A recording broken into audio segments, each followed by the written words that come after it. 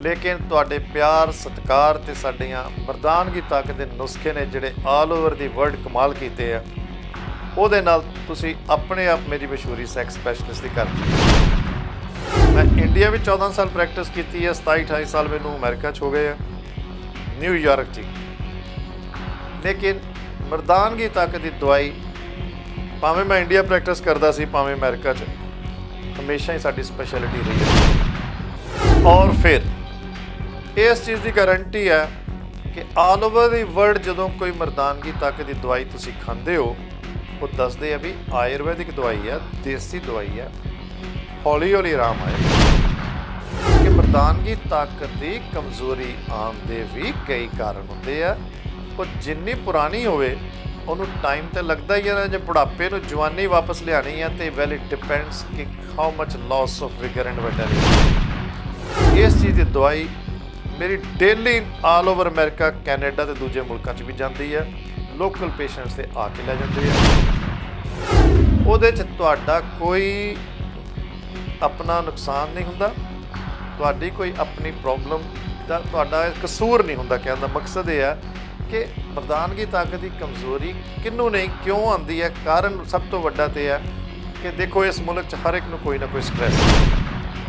ਜਦੋਂ ਮੈਂ ਕਿਹਾ ਦਵਾਈਆਂ ਕਰਕੇ, ਉਹਦਾ ਮਤਲਬ ਕਿ ਐਲੋਪੈਥੀ ਦੀਆਂ ਦਵਾਈਆਂ ਕਰਕੇ, ਪਰ ਤੁਹਾਨੂੰ ਮਜਬੂਰਨ ਤੁਹਾਡੇ ਡਾਕਟਰ ਨੂੰ ਲਿਖ ਕੇ ਦੇਣੀ ਪੈਂਦੀ ਹੈ, ਤੁਹਾਨੂੰ ਖਾਣੀ ਵੀ ਪੈਂਦੀ ਹੈ। ਜੇ ਕੋਲੈਸਟਰੋਲ ਕਿਸੇ ਦਾ 300 400 ਹੈ ਤਾਂ ਫਿਰ ਉਹ ਕਿਉਂ ਨਹੀਂ ਐਟਰੋਵਾਸਟਾਟਿਨ। ਤੁਸੀਂ ਮਜਬੂਰੀ ਨਾਲ ਇਸ ਕਰਕੇ ਖਾਂਦੇ ਰਹਿੰਦੇ ਹੋ ਕਿ ਠੀਕ ਹੈ ਵੀ ਇੰਸ਼ੋਰੈਂਸ ਪੇ ਕਰ ਰਹੀ ਹੈ, ਕੋਈ ਗੱਲ ਨਹੀਂ। ਨਾਲੇ ਬੜੇ ਅਰਮਾਨ ਨਾਲ ਕਹਿੰਦੇ ਜੀ ਉਹ ਤਾਂ ਛੋਟੀ ਜਿਹੀ ਗੋਲੀ ਹੈ, ਪਰ ਇਹਨਾਂ ਨਹੀਂ ਕਦੀ ਸੋਚਿਆ ਕਿ ਜਿੰਨੀ ਛੋਟੀ ਗੋਲੀ ਹੈ ਓਨਾ ਹੀ ਜ਼ਿਆਦਾ ਉਹਦਾ ਸਾਈਡ ਇਫੈਕਟ ਹੈ। ਦੇਸੀ ਦਵਾਈ ਦਾ ਹਮੇਸ਼ਾ ਹੀ ਇਹ ਫਾਇਦਾ ਹੈ ਕਿ ਇੱਕ ਦਵਾਈ ਕਈ ਬੰਨੇ ਫਾਇਦਾ ਕਰ ਦਿੰਦੀ ਹੈ। ਕਈ ਬੰਨੇ ਫਾਇਦਾ ਦਾ ਮਤਲਬ ਇਹ ਹੈ, ਜੇ ਤੁਹਾਨੂੰ ਸ਼ੂਗਰ ਦੀ ਦਵਾਈ ਅਸੀਂ ਦੇਸੀ ਦਿੰਦੇ ਹਾਂ ਤਾਂ ਕੋਈ ਇੱਦਾਂ ਨਹੀਂ ਵੀ ਖਾਰਿਸ਼ ਹੋਏਗੀ ਜਾਂ ਮਰਦਾਨਗੀ ਤਾਕਤ ਦੀ ਕਮਜ਼ੋਰੀ ਆਏਗੀ। ਜੇ ਅਸੀਂ ਤੁਹਾਨੂੰ ਦਵਾਈ ਬਲੱਡ ਪ੍ਰੈਸ਼ਰ ਦੀ ਦਿੰਦੇ ਹਾਂ, ਇਹ ਕਦੀ ਨਹੀਂ ਹੋਏਗਾ ਕਿ ਉਹਦੇ ਨਾਲ ਮਰਦਾਨਗੀ ਤਾਕਤ ਦੀ ਕਮਜ਼ੋਰੀ। ਨਮਸਕਾਰ, ਸਤਿ ਸ਼੍ਰੀ ਅਕਾਲ, आदाब। मैं हूं doctor Kumar. Natural holistic Ayurvedic centre च तुहाडा सारे प्यारे दर्शकों का बहुत बहुत स्वागत है। प्यारे दर्शकों, पिछली बारी आपां पिछले हफ्ते शायद गल्लां करदे करदे आपां कुछ हल्दी बारे भी दस रहे सी। मेरा ख्याल है फिर टाइम हो गया सी, पर ਤੁਸੀਂ ਇਹ ਜਾਣ ਚੁੱਕੇ ਹੋ ਕਿ ਭਾਵੇਂ ਅਸੀਂ ਹਰ ਬਿਮਾਰੀ ਦਾ ਇਲਾਜ ਕਰਦੇ ਹਾਂ, ਲੇਕਿਨ ਇਹਨਾਂ ਦਿਨਾਂ ਦੇ ਵਿੱਚ ਜਾਂ ਦਸੰਬਰ, ਜਨਵਰੀ, ਫਰਵਰੀ ਦੇ ਵਿੱਚ ਮੈਨੂੰ ਜ਼ਿਆਦਾ ਜਿਹੜੀਆਂ ਈਮੇਲਸ, ਰਿਸਪੌਂਸ, ਮੈਸੇਜਿਸ, ਫੀਡਬੈਕ ਜਿਹੜਾ ਮਿਲਿਆ ਮਰਦਾਨਗੀ ਤਾਕਤ ਬਾਰੇ। ਔਰ ਸ਼ਾਇਦ ਕਿੰਨੇ ਸਾਲਾਂ ਤੋਂ ਮੈਂ ਹਰ ਟੀਵੀ ਚੈਨਲ 'ਤੇ ਦੱਸਿਆ ਕਿ I am not A specialist of anyone, ਲੇਕਿਨ ਤੁਹਾਡੇ ਪਿਆਰ ਸਤਿਕਾਰ ਅਤੇ ਸਾਡੀਆਂ ਮਰਦਾਨਗੀ ਤਾਕਤ ਦੇ ਨੁਸਖੇ ਨੇ ਜਿਹੜੇ ਆਲ ਓਵਰ ਦੀ ਵਰਲਡ ਕਮਾਲ ਕੀਤੇ ਆ, ਉਹਦੇ ਨਾਲ ਤੁਸੀਂ ਆਪਣੇ ਆਪ ਮੇਰੀ ਮਸ਼ਹੂਰੀ ਸੈਕਸ ਸਪੈਸ਼ਲਿਸਟ ਦੀ ਕਰਤੀ ਹੋਈ ਹੈ। ਇਸ ਕਰਕੇ ਮੈਨੂੰ ਇਹ ਦੱਸਣਾ ਪੈ ਰਿਹਾ ਕਿ ਸੈਕਸ ਸਪੈਸ਼ਲਿਸਟ ਤੁਸੀਂ ਮੈਨੂੰ ਬਣਾਤਾ। ਇੰਨੇ ਸਾਲਾਂ ਤੋਂ ਮੈਂ ਹਰ ਵਾਰੀ ਕਿਹਾ ਕਿ ਮੈਂ ਕੋਈ ਸਪੈਸ਼ਲਿਸਟ ਨਹੀਂ, ਲੇਕਿਨ ਕਿਉਂਕਿ ਸਾਡੀ ਉਸ ਦੇ ਵਿੱਚ ਮਿਹਨਤ ਬੜੀ ਹੈ ਜਾਂ ਖਾਨਦਾਨੀ ਹੈ। ਤੁਸੀਂ ਦੇਖੋ ਪਿੱਛੇ ਵੀ ਨਾਲੇ ਤੁਹਾਨੂੰ ਪਿਕਚਰ ਨਜ਼ਰ ਆ ਰਹੀ ਮੇਰੇ ਫਾਦਰ ਦੀ, ਜਿਨ੍ਹਾਂ ਦਾ ਨਾਮ ਹਕੀਮ ਕਸਤੂਰੀ ਲਾਲ। ਇਸ ਵੇਲੇ ਤਾਂ ਉਹ ਸਵਰਗਾਂ 'ਚ ਨੇ, ਪਰ ਉਹਨਾਂ ਦਾ ਆਸ਼ੀਰਵਾਦ ਹੈ। ਮੈਂ ਇੰਡੀਆ ਵਿੱਚ 14 ਸਾਲ ਪ੍ਰੈਕਟਿਸ ਕੀਤੀ ਹੈ, 27-28 ਸਾਲ ਮੈਨੂੰ ਅਮਰੀਕਾ 'ਚ ਹੋ ਗਏ ਆ, ਨਿਊਯਾਰਕ 'ਚ। ਲੇਕਿਨ ਮਰਦਾਨਗੀ ਤਾਕਤ ਦੀ ਦਵਾਈ ਭਾਵੇਂ ਮੈਂ ਇੰਡੀਆ ਪ੍ਰੈਕਟਿਸ ਕਰਦਾ ਸੀ ਭਾਵੇਂ ਅਮਰੀਕਾ 'ਚ, ਹਮੇਸ਼ਾ ਹੀ ਸਾਡੀ ਸਪੈਸ਼ਲਿਟੀ ਰਹੀ ਇਹਦੇ 'ਚ। ਔਰ ਫਿਰ ਇਸ ਚੀਜ਼ ਦੀ ਗਾਰੰਟੀ ਹੈ ਕਿ ਆਲ ਓਵਰ ਦੀ ਵਰਲਡ ਜਦੋਂ ਕੋਈ ਮਰਦਾਨਗੀ ਤਾਕਤ ਦੀ ਦਵਾਈ ਤੁਸੀਂ ਖਾਂਦੇ ਹੋ, ਉਹ ਦੱਸਦੇ ਆ ਵੀ ਆਯੁਰਵੈਦਿਕ ਦਵਾਈ ਹੈ, ਦੇਸੀ ਦਵਾਈ ਹੈ, ਹੌਲੀ ਹੌਲੀ ਆਰਾਮ ਆਏਗਾ। ਕਿਉਂ ਕਿ ਮਰਦਾਨਗੀ ਤਾਕਤ ਦੀ ਕਮਜ਼ੋਰੀ ਆਉਣ ਦੇ ਵੀ ਕਈ ਕਾਰਨ ਹੁੰਦੇ ਆ। ਉਹ ਜਿੰਨੀ ਪੁਰਾਣੀ ਹੋਵੇ ਉਹਨੂੰ ਟਾਈਮ ਤੇ ਲੱਗਦਾ ਹੀ ਹੈ ਨਾ। ਜੇ ਬੁਢਾਪੇ ਨੂੰ ਜਵਾਨੀ ਵਾਪਸ ਲਿਆਣੀ ਹੈ ਤੇ ਵੈਲ ਇਟ ਡਿਪੈਂਡਸ ਕਿ how much loss of vigour and vitality, ਕਿੰਨੀ ਕਮਜ਼ੋਰੀ ਆ ਚੁੱਕੀ ਹੈ। ਪ੍ਰੋਗਰਾਮ ਦੇ ਸਟਾਰਟ 'ਚ ਹੀ ਮੈਨੂੰ ਇਸ ਕਰਕੇ ਕਹਿਣਾ ਪਿਆ ਕਿ ਇਸ ਚੀਜ਼ ਦਾ ਮੈਨੂੰ ਰਿਸਪੌਂਸ ਜ਼ਿਆਦਾ ਮਿਲਦਾ ਔਰ ਇਸ ਚੀਜ਼ ਦੀ ਦਵਾਈ ਮੇਰੀ daily all over America, Canada ਅਤੇ ਦੂਜੇ ਮੁਲਕਾਂ 'ਚ ਵੀ ਜਾਂਦੀ ਹੈ। ਲੋਕਲ ਪੇਸ਼ੈਂਟਸ ਤੇ ਆ ਕੇ ਲੈ ਜਾਂਦੇ ਆ। ਉਹਦੇ 'ਚ ਤੁਹਾਡਾ ਕੋਈ ਆਪਣਾ ਨੁਕਸਾਨ ਨਹੀਂ ਹੁੰਦਾ, ਤੁਹਾਡੀ ਕੋਈ ਆਪਣੀ ਪ੍ਰੋਬਲਮ ਦਾ ਤੁਹਾਡਾ ਕਸੂਰ ਨਹੀਂ ਹੁੰਦਾ। ਕਹਿਣ ਦਾ ਮਕਸਦ ਇਹ ਹੈ ਕਿ ਮਰਦਾਨਗੀ ਤਾਕਤ ਦੀ ਕਮਜ਼ੋਰੀ ਕਿਹਨੂੰ ਨਹੀਂ, ਕਿਉਂ ਆਉਂਦੀ ਹੈ। ਕਾਰਨ ਸਭ ਤੋਂ ਵੱਡਾ ਤਾਂ ਇਹ ਹੈ ਕਿ ਦੇਖੋ ਇਸ ਮੁਲਕ 'ਚ ਹਰ ਇੱਕ ਨੂੰ ਕੋਈ ਨਾ ਕੋਈ ਸਟ੍ਰੈਸ ਹੈ। ਘਰੇਲੂ ਮਸਲਿਆਂ ਦੇ ਵਿੱਚ ਵੀ ਸਟ੍ਰੈਸ ਹੋ ਜਾਂਦੀ ਹੈ। ਕਿਸੇ ਨੂੰ ਕੋਈ ਜੋਬ ਦੀ ਹੈ, ਕਿਸੇ ਨੂੰ ਬਿਜ਼ਨਸ ਦੀ ਹੈ, ਕਿਸੇ ਨੂੰ ਫੈਮਿਲੀ ਦੀ ਹੈ, ਹਸਬੈਂਡ ਨੂੰ ਵਾਈਫ ਦੀ ਹੈ, ਵਾਈਫ ਤੋਂ ਹਸਬੈਂਡ ਦੀ ਹੈ, ਜਾਂ ਉਮਰ ਦੇ ਹਿਸਾਬ ਨਾਲ ਵੀ, ਜਾਂ ਕਈ ਵਾਰੀ ਮੈਂਟਲ ਫਿਜ਼ੀਕਲ ਐਗਜ਼ਰਸ਼ਨ ਕਰਕੇ ਵੀ। ਕੰਮ ਦੀ ਹਰ ਇੱਕ ਬੰਦਾ ਵਿਚਾਰਾ ਸਾਰਾ ਦਿਨ ਕੰਮ ਕਰਦਾ, ਮਿਹਨਤ ਕਰਦਾ, ਫੈਮਿਲੀ ਵੀ ਪਾਲਣੀ ਹੁੰਦੀ ਹੈ। ਸੋ ਕਹਿਣ ਦਾ ਭਾਵ ਇਹ ਹੈ ਕਿ ਮਜਬੂਰਨ ਮਰਦਾਨਗੀ ਤਾਕਤ ਦੀ ਕਮਜ਼ੋਰੀ ਆ ਜਾਂਦੀ ਹੈ। ਔਰ ਫਿਰ ਨਾਲ ਕਿਸੇ ਨੂੰ ਬਲੱਡ ਪ੍ਰੈਸ਼ਰ ਦੀ ਪ੍ਰੋਬਲਮ ਹੁੰਦੀ ਹੈ, ਜਾਂ ਸ਼ੂਗਰ ਦੀ, ਜਾਂ ਕੋਲੈਸਟਰੋਲ ਦੀ। ਔਰ ਲੱਖਾਂ ਐਪੀਸੋਡਸ ਮੈਂ ਹਰ ਵਾਰੀ ਦੱਸਿਆ ਕਿ ਸ਼ੂਗਰ ਕਰਕੇ ਅਤੇ ਸ਼ੂਗਰ ਦੀਆਂ ਦਵਾਈਆਂ ਕਰਕੇ ਮਰਦਾਨਗੀ ਤਾਕਤ ਦੀ ਕਮਜ਼ੋਰੀ ਆ ਜਾਂਦੀ ਹੈ। ਬਲੱਡ ਪ੍ਰੈਸ਼ਰ ਕਰਕੇ ਅਤੇ ਬਲੱਡ ਪ੍ਰੈਸ਼ਰ ਦੀਆਂ ਦਵਾਈਆਂ ਕਰਕੇ ਮਰਦਾਨਗੀ ਤਾਕਤ ਦੀ ਕਮਜ਼ੋਰੀ ਆ ਜਾਂਦੀ ਹੈ। ਕੋਲੈਸਟਰੋਲ ਕਰਕੇ ਅਤੇ ਕੋਲੈਸਟਰੋਲ ਦੀਆਂ ਦਵਾਈਆਂ ਕਰਕੇ ਮਰਦਾਨਗੀ ਤਾਕਤ ਦੀ ਕਮਜ਼ੋਰੀ ਆ ਜਾਂਦੀ ਹੈ। ਜਦੋਂ ਮੈਂ ਕਿਹਾ ਦਵਾਈਆਂ ਕਰਕੇ, ਉਹਦਾ ਮਤਲਬ ਕਿ ਐਲੋਪੈਥੀ ਦੀਆਂ ਦਵਾਈਆਂ ਕਰਕੇ, ਪਰ ਤੁਹਾਨੂੰ ਮਜਬੂਰਨ ਤੁਹਾਡੇ ਡਾਕਟਰ ਨੂੰ ਲਿਖ ਕੇ ਦੇਣੀ ਪੈਂਦੀ ਹੈ, ਤੁਹਾਨੂੰ ਖਾਣੀ ਵੀ ਪੈਂਦੀ ਹੈ। ਜੇ ਕੋਲੈਸਟਰੋਲ ਕਿਸੇ ਦਾ 300 400 ਹੈ ਤਾਂ ਫਿਰ ਉਹ ਕਿਉਂ ਨਹੀਂ ਐਟਰੋਵਾਸਟਾਟਿਨ ਲਿਖਣਗੇ, ਕਿਉਂ ਨਹੀਂ ਸਿਮੇਵਾਸਟਾਟਿਨ ਲਿਖਣਗੇ, ਜਾਂ ਲਿਪੀਕੋਜ਼ੋਕ ਔਰ ਕ੍ਰਿਸਟੋਲ ਕਿਉਂ ਨਹੀਂ ਲਿਖਣਗੇ। ਔਰ ਫਿਰ ਤੁਸੀਂ ਮਜਬੂਰੀ ਨਾਲ ਇਸ ਕਰਕੇ ਖਾਂਦੇ ਰਹਿੰਦੇ ਹੋ ਕਿ ਠੀਕ ਹੈ ਵੀ ਇੰਸ਼ੋਰੈਂਸ ਪੇ ਕਰ ਰਹੀ ਹੈ, ਕੋਈ ਗੱਲ ਨਹੀਂ। ਨਾਲੇ ਬੜੇ ਅਰਮਾਨ ਨਾਲ ਕਹਿੰਦੇ ਜੀ ਉਹ ਤਾਂ ਛੋਟੀ ਜਿਹੀ ਗੋਲੀ ਹੈ, ਪਰ ਇਹਨਾਂ ਨਹੀਂ ਕਦੀ ਸੋਚਿਆ ਕਿ ਜਿੰਨੀ ਛੋਟੀ ਗੋਲੀ ਹੈ ਓਨਾ ਹੀ ਜ਼ਿਆਦਾ ਉਹਦਾ ਸਾਈਡ ਇਫੈਕਟ ਹੈ। ਔਰ ਕਿੰਨੇ ਅਮਰੀਕਨ ਡਾਕਟਰਸ ਨੇ ਕਲੀਅਰਲੀ ਲਿਟਰੇਚਰ 'ਤੇ, ਮੇਰੇ ਕੋਲ ਕਰੋੜਾਂ ਲਿਟਰੇਚਰ ਨੇ, ਮੇਰੇ ਕੋਲ ਕਿੰਨੀ ਰਿਸਰਚ ਹੈ, ਔਰ ਸਾਫ਼ ਦੱਸਿਆ ਕਿ ਇਹ ਦਵਾਈਆਂ ਵੈਨ ਹੋ ਚੁੱਕੀਆਂ, ਇਹਨਾਂ ਦੇ ਇੰਨੇ ਸਾਈਡ ਇਫੈਕਟ ਨੇ। ਇਹਨਾਂ ਦਵਾਈਆਂ ਨਾਲ ਵੀ ਸ਼ੂਗਰ ਹੋ ਜਾਂਦੀ ਹੈ। ਆਈ ਐਮ ਟਾਕਿੰਗ ਅਬਾਊਟ ਐਟਰੋਵਾਸਟਾਟਿਨ, ਸਿਮੇਵਾਸਟਾਟਿਨ, ਲਿਪੀਕੋਜ਼ੋਕ ਔਰ ਕ੍ਰਿਸਟੇਟੋਨ ਫੀਨੋਫਾਈਬਰੇਟ। ਇਹ ਨਾਮ ਦੱਸ ਰਿਹਾ ਜਿਹੜੇ ਕੋਲੈਸਟਰੋਲ ਦੀਆਂ ਦਵਾਈਆਂ ਖਾ ਰਹੇ। ਇਹ ਕਿਉਂ ਕਿ ਮੈਂ ਫਿਰ ਦੁਬਾਰਾ ਇਹ ਦੱਸਿਆ ਕਿ ਮਰਦਾਨਗੀ ਤਾਕਤ ਬਾਰੇ, ਕਿਉਂਕਿ ਇਹਦਾ ਰਿਸਪੌਂਸ ਬਹੁਤ ਮੈਨੂੰ ਮਿਲਦਾ ਔਰ ਮੈਨੂੰ ਮਜਬੂਰਨ ਫਿਰ ਮੈਂ ਦੱਸਿਆ ਕਿ ਸਾਡੀ ਮਰਦਾਨਗੀ ਤਾਕਤ ਦੀ ਦਵਾਈ ਦੇ ਨਾਲ ਕਈ ਵਾਰੀ ਬਲੱਡ ਪ੍ਰੈਸ਼ਰ ਵੱਲ ਵੀ ਫਾਇਦਾ ਹੋ ਰਿਹਾ, ਸ਼ੂਗਰ ਵੱਲ ਵੀ ਫਾਇਦਾ ਹੋ ਰਿਹਾ। ਕਾਰਨ ਇਹ ਹੈ ਕਿ ਅਸੀਂ ਉਹ ਬੜੀ ਮਿਹਨਤ, ਮੇਰੇ ਪਾਊਡਰ ਦਾ ਫਾਰਮੂਲਾ ਦੇਖੋ, ਜਿਹੜਾ ਸ਼ੂਗਰ ਦਾ ਪਾਊਡਰ ਦਾ ਫਾਰਮੂਲਾ ਮੈਂ ਭੇਜਿਆ ਲੋਕਾਂ ਨੂੰ, ਮੈਂ ਤੁਹਾਨੂੰ ਕੈਪਸੂਲ ਫਾਰਮ 'ਚ ਵੀ ਦਿੱਤਾ, ਟੈਬਲੇਟ ਫਾਰਮ 'ਚ ਦਿੱਤਾ। ਮੇਰੇ ਆਪਣੇ ਜਿਹੜੇ ਪਾਊਡਰ ਦੇ ਫਾਰਮੂਲੇ ਨੇ ਕਮਾਲ ਕੀਤਾ ਸ਼ੂਗਰ ਵੱਲ। ਮਰਦਾਨਗੀ ਤਾਕਤ ਦਾ ਜਿਹੜਾ ਸੀ ਪਾਊਡਰ ਦਾ ਫਾਰਮੂਲਾ, ਪਾਊਡਰ ਮੀਨਸ ਕਿ ਮੇਰੇ ਕੋਲ ਸਾਰੀ ਤਰ੍ਹਾਂ ਦੀ ਚੀਜ਼ ਅਸੀਂ ਮਿਕਸ ਕਰਕੇ ਬਣਾ ਕੇ ਦਿੰਦੇ ਹਾਂ। ਉਹਦੇ 'ਚ ਇੰਨਾ ਹੈ ਕਿ ਤੁਹਾਨੂੰ ਖਾਣਾ ਕਈ ਵਾਰੀ ਉਹਦੀ ਡੋਜ਼ ਪੂਰੀ ਵੱਧ ਵੀ ਦਿੱਤੀ ਜਾਂਦੀ ਹੈ। ਕਈ ਵਾਰੀ ਮੈਂ ਕਹਿਣਾ ਬਈ ਅੱਧਾ ਚਮਚਾ ਸਵੇਰੇ, ਅੱਧਾ ਸ਼ਾਮੀ, 2 ਵਾਰੀ ਲੈ ਲਓ। ਮਰਦਾਨਗੀ ਤਾਕਤ ਦੇ ਪਾਊਡਰ ਦੀ ਗੱਲ ਕਰ ਰਹੇ। ਕਈ ਵਾਰੀ ਮੈਂ ਕਹਿਣਾ ਭਾਵੇਂ ਤੁਸੀਂ 1 ਚਮਚਾ 1 ਵਾਰੀ ਲੈ ਲਓ, ਭਾਵੇਂ ਤੁਸੀਂ ਉਹ ਦੁੱਧ ਨਾਲ ਲਵੋ ਜਾਂ ਸ਼ਹਿਦ ਨਾਲ। ਹਾਂ, ਜਿਨ੍ਹਾਂ ਨੂੰ ਸ਼ੂਗਰ ਅਸੀਂ ਕਹੀਦਾ ਫਿਰ ਤੁਸੀਂ ਸ਼ਹਿਦ ਨਾ ਪਾਓ। ਦੁੱਧ ਇਹ ਨਹੀਂ ਵੀ ਕੱਚਾ ਤੁਸੀਂ ਦੁੱਧ ਲੈ ਲਓ, ਦੁੱਧ ਨੂੰ ਚੰਗੀ ਤਰ੍ਹਾਂ ਉਬਾਲ ਲਓ, ਉਬਾਲ ਕੇ ਉਹਦੇ 'ਚ 1 ਚਮਚਾ ਪਾਊਡਰ ਦਾ ਪਾ ਦਿਓ, ਨਾਲ 1 ਚਮਚਾ ਸ਼ਹਿਦ ਦਾ ਪਾ ਦਿਓ। ਉਹ ਪਾਊਡਰ ਤੁਸੀਂ ਦਿਨ 'ਚ 1 ਵਾਰੀ ਪੀ ਲਓ। ਜੇ ਕਿਸੇ ਨੂੰ ਬਹੁਤੀ ਮਰਦਾਨਗੀ ਤਾਕਤ ਦੀ ਕਮਜ਼ੋਰੀ ਆ, ਬੇਸ਼ੱਕ ਅੱਧਾ ਚਮਚਾ 2 ਵਾਰੀ ਲਓ। ਇਹਦੇ ਨਾਲ ਫਿਰ ਤੁਹਾਨੂੰ ਮੈਂ ਹੋਰ ਵੀ ਨਾਲ ਦਵਾਈਆਂ ਦਿੱਤੀਆਂ ਹੁੰਦੀਆਂ ਕੈਪਸੂਲ ਟੈਬਲੇਟ ਫਾਰਮ 'ਚ, ਕਿਉਂਕਿ ਮੈਨੂੰ ਇਹ ਹੁੰਦਾ ਕਿ ਤੁਸੀਂ 6 ਮਹੀਨੇ ਦਵਾਈ ਖਾ ਕੇ ਜਿਹੜਾ ਤੁਹਾਨੂੰ ਰਿਜ਼ਲਟ ਨਹੀਂ ਮਿਲਿਆ, 1 ਮਹੀਨੇ ਦੇ ਵਿੱਚ ਰਿਜ਼ਲਟ ਦਿਖਾਉਣਾ ਹੈ। ਮਰਦਾਨਗੀ ਤਾਕਤ ਦੀ ਗੱਲ ਕਰ ਰਹੇ ਹਾਂ।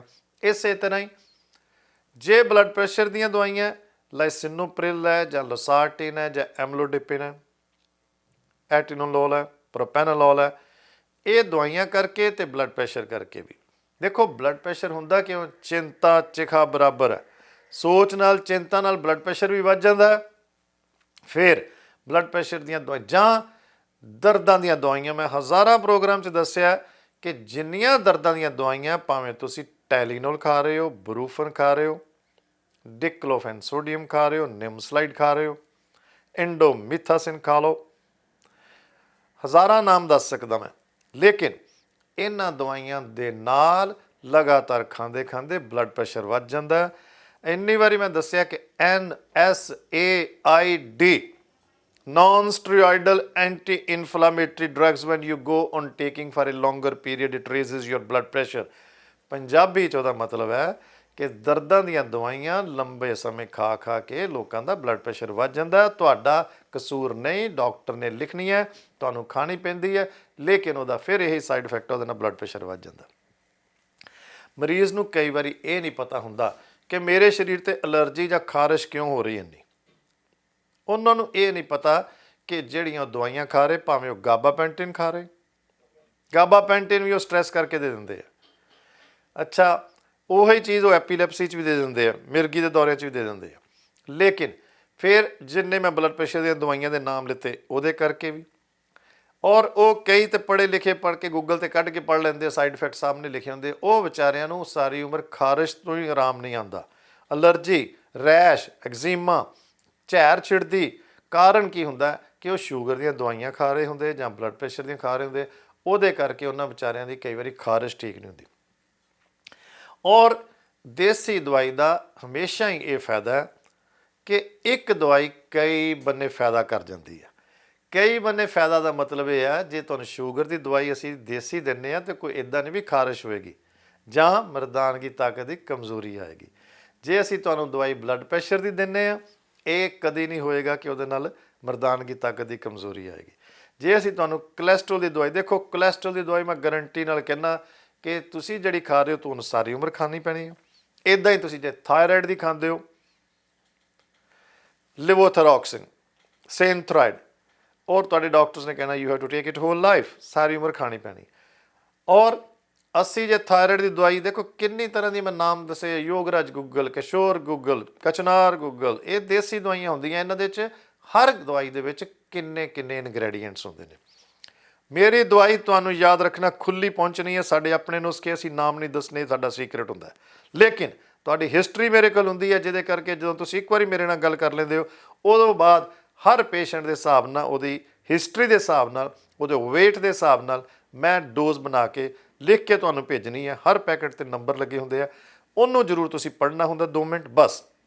ਉਸ ਤੋਂ ਬਾਅਦ ਇਹ ਨਹੀਂ ਮੈਨੂੰ ਬਾਰ-ਬਾਰ ਪੁੱਛਣਾ ਕਿ ਇਹਦਾ ਕੋਈ ਸਾਈਡ ਇਫੈਕਟ ਤਾਂ ਨਹੀਂ, ਕਿ ਤੁਸੀਂ ਮੇਰਾ ਪ੍ਰੋਗਰਾਮ ਦੇਖ ਰਹੇ ਹੋ। ਮੈਂ ਖੁਦ ਹੀ ਤੁਹਾਨੂੰ ਕਹਿ ਰਿਹਾ ਕਿ ਜੇ ਸਾਈਡ ਇਫੈਕਟ ਹੈ ਤਾਂ ਐਲੋਪੈਥੀ ਅੰਗਰੇਜ਼ੀ ਦਵਾਈਆਂ ਦੇ, ਪਰ ਐਲੋਪੈਥੀ ਤੋਂ ਬਿਨਾਂ ਵੀ ਗੁਜ਼ਾਰਾ ਨਹੀਂ।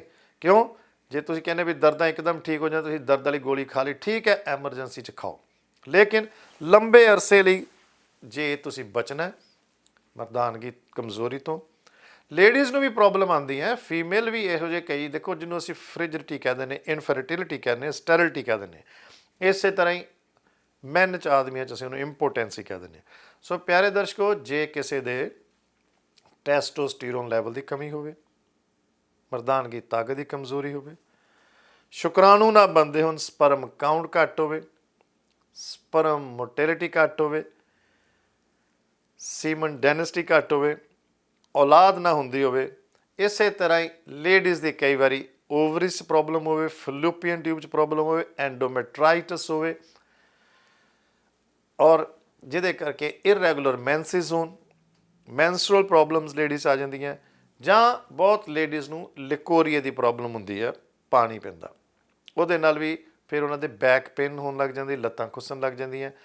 ਇਸ ਕਰਕੇ ਮਿਕਸ ਕਰਕੇ ਤੁਹਾਨੂੰ ਥੋੜ੍ਹਾ ਜਿਹਾ ਚਾਨਣਾ ਪਾਇਆ ਕਿ ਸੈਕਸੁਅਲ ਪ੍ਰੋਬਲਮ ਕਿਸੇ ਨੂੰ ਵੀ ਹੋ ਸਕਦੀ ਹੈ, ਮੈਨ ਜਾਂ ਵੂਮੈਨ ਨੂੰ।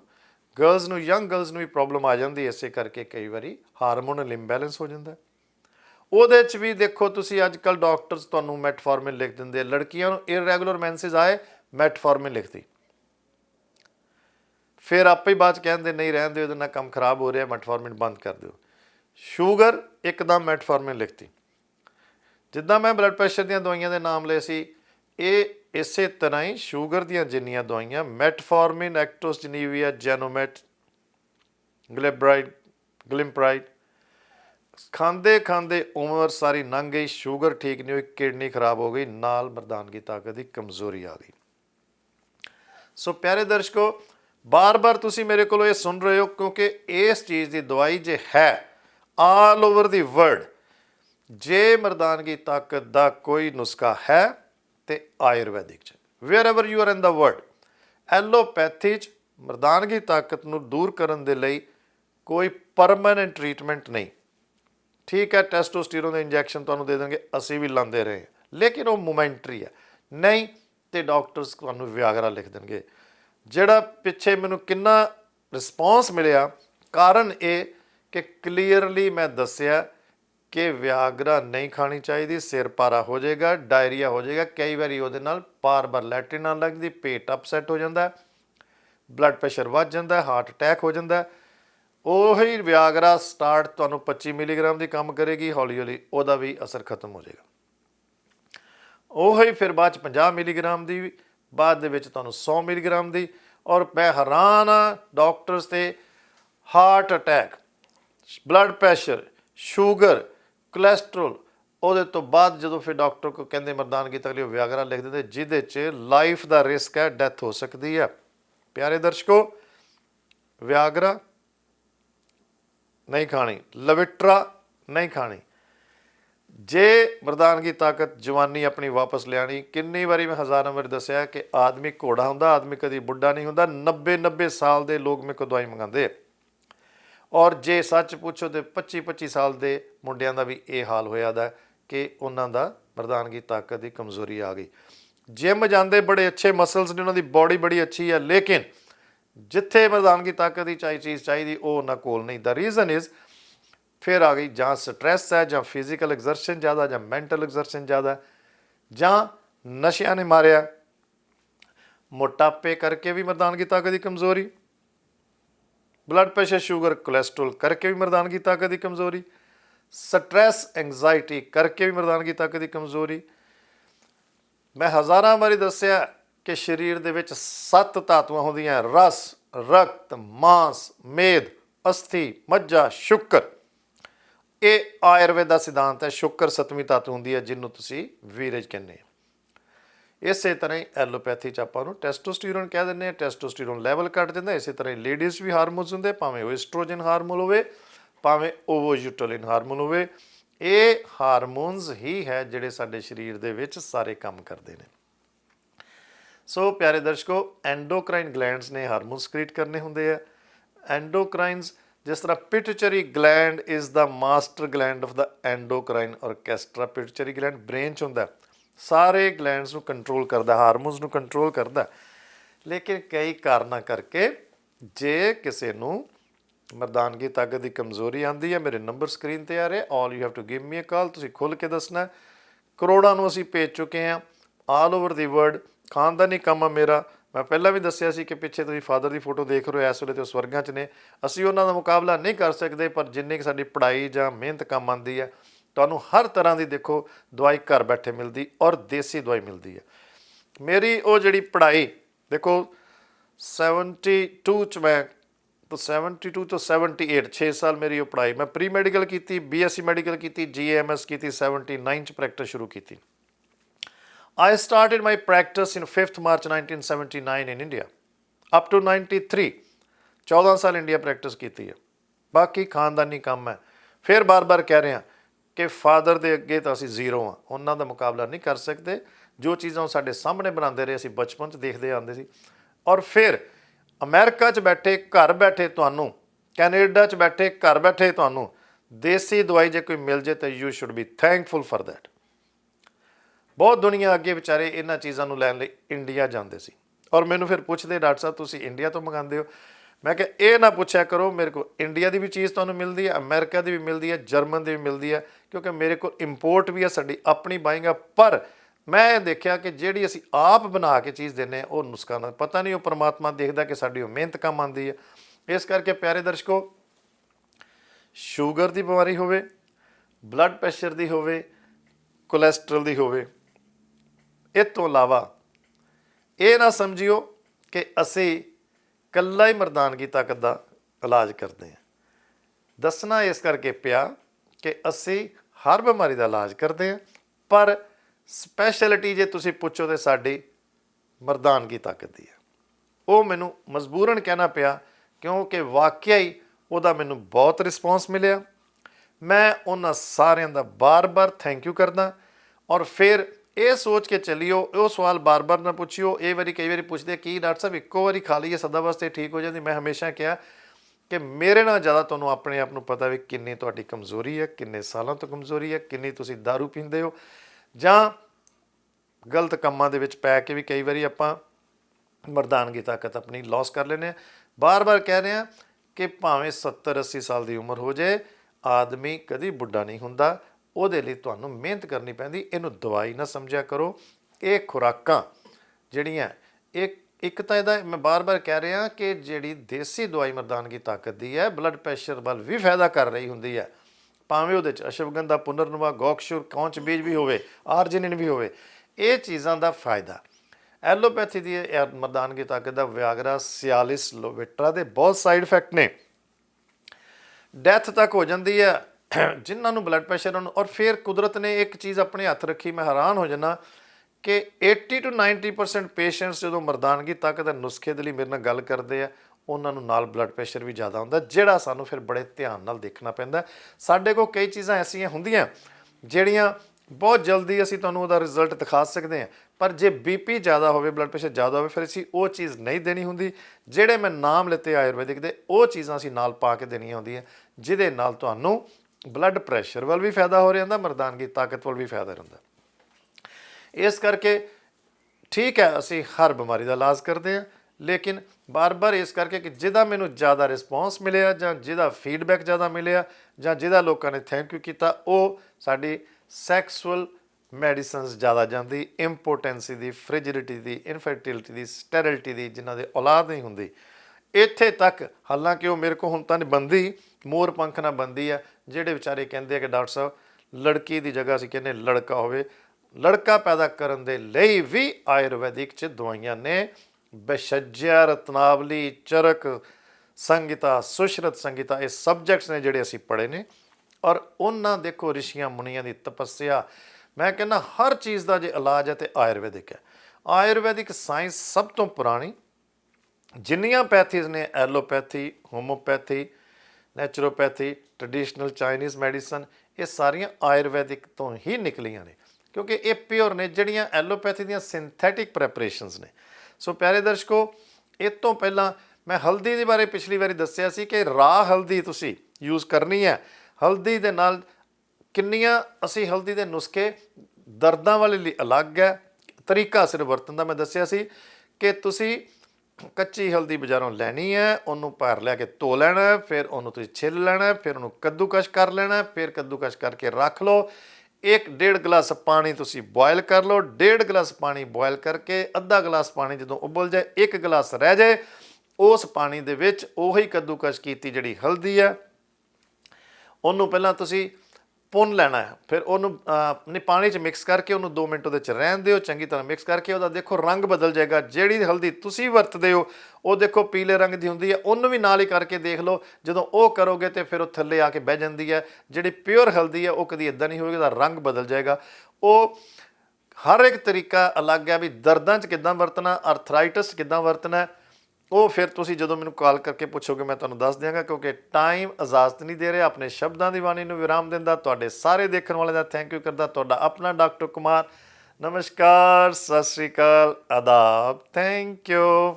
ਸਾਡਾ ਹਰ ਇੱਕ ਪ੍ਰੋਗਰਾਮ ਦੇਖਣ ਤੇ ਸਾਡੇ ਨਾਲ ਜੁੜਨ ਲਈ ਸਬਸਕ੍ਰਾਈਬ ਕਰੋ ਚੈਨਲ ਪੰਜਾਬੀ ਤੇ ਨੋਟੀਫਿਕੇਸ਼ਨ ਲਈ ਬੈਲ ਆਈਕਨ ਵਾਲੇ ਬਟਨ ਤੇ ਕਲਿੱਕ ਕਰੋ।